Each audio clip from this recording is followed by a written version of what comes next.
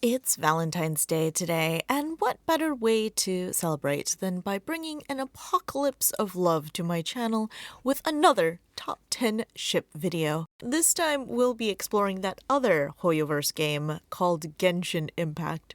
But, unlike our foray into Star Rail's pairings from its inception until now, this time we'll be focusing solely on the top 10 ships of the year 2024, and the rankings may surprise you, or may not, depending on what part of the internet you come from.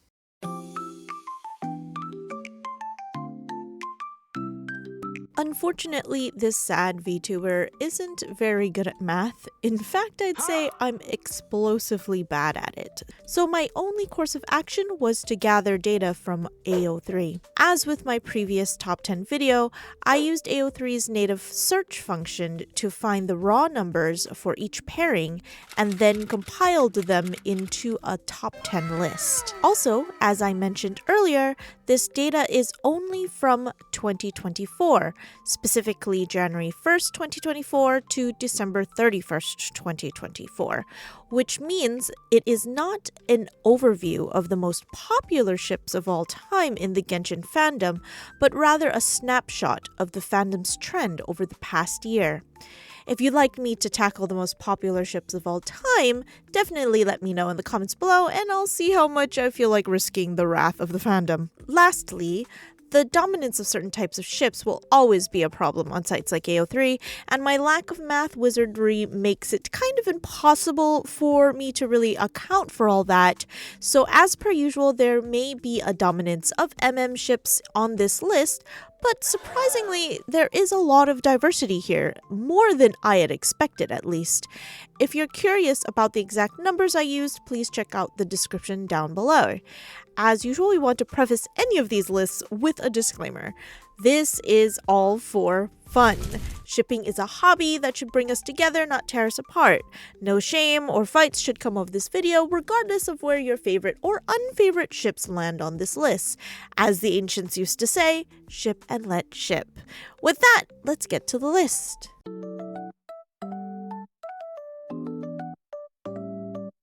At number 10, we have our first FF ship, Clorinda and Navia. Their relationship is very complex and was initially shaped by Clorinda's involvement in the death of Navia's father. While her unwavering loyalty may have began as a promise to Navia's father, their bond has evolved beyond its conflicted beginnings.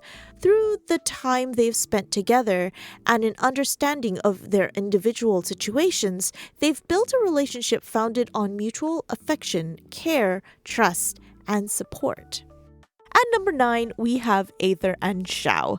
This classic pairing remains strong in the fandom to this day. My own affection for this ship began when Xiao saved Aether during the Liyue quest, and it has only grown with each Lantern Rite date they share. With just the call of his name, Aether can summon Xiao anywhere, anytime. The Conqueror of Demons' unwavering loyalty to our blonde MC is admirable and keeps this pairing from fading into the abyss.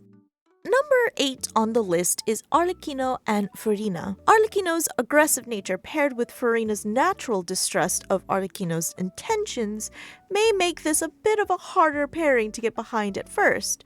But considering that their goals for Fontaine are similar, it may point to a possibility for there to be an understanding between them. And also, considering that Furina is no longer in her former position, it may make any future interactions between them in-game less fraught with tension. Number 7 is a pairing that hasn't actually met on screen, so I was surprised to find them on this list. And that pairing is of Kazuha and Scaramouche. These two have some connection, considering Kazuha's backstory and Scaramouche's involvement with the Kaedahara clan, but other than that, I don't have very much else to add. If you're a fan of this pairing, I would love if you guys would go down in the comments and tell me why they're shipped, outside of the fact that they're both anemo boys and have some grudges against the Raiden Shogun.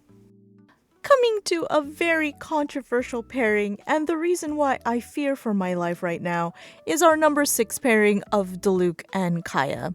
No matter how you view them, there is no denying that this pairing is one of the most popular pairs in the fandom. As one of the older ships, their history runs deep. They've known each other since childhood, with Kaya being left at the Dawn Winery and raised alongside the Ravengr heir. Despite their rather explosive fallout, they seem to be slowly mending their relationship and now work together to keep Mondstadt safe. Our 5th pairing is the only MF ship to make an appearance on this list, and that is the pairing of Frina and Neuvillette. Their bond is built on a profound understanding of each other's emotions, motivations, and personalities. Having known each other for centuries, they have dedicated their lives to Fontaine and its people. Their intricate blend of personal and professional ties has deeply resonated with many, earning them a solid spot in the middle of our ranking. At number 4 is our beloved perky-eared duo, Cyno and Tighnari. This wholesome pairing of the Mahamatara and the Forest Watcher has been a fan favorite since Tighnari's introduction in the Sumeru storyline. Having met in their younger years, the two have maintained a strong friendship ever since. Despite Cyno's jokes, Tighnari enjoys his company, and their bond remains incredibly close and enduring.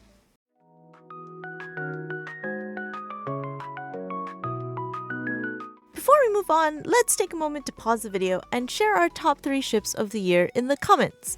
Do you think yours will make it in the top 3, or have they already appeared in the bottom 7? Feel free to also tell me which 3 ships you think will dominate the top 3, and see if you're correct at the end of the video. With that, let's move on. At number 3 is my personal favorite pairing, Tartaglia, also known as Childe, and Zhongli. As one of the OG ships, it is fantastic to see them still holding strong despite their limited screen time since their debut in the Liyue arc. Given that Zhongli literally gifted Childe marriage chopsticks, it's hard to believe that they aren't at least keeping in touch through letters.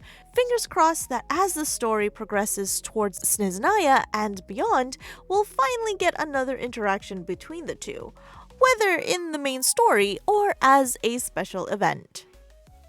In our 2nd place slot, we have Neuvillette and Ryoseseri. It is obvious that these two have some personal dealings with each other. Their words, not mine. And the only reason Rio even looked our way is because we were acquainted with Neuvillette.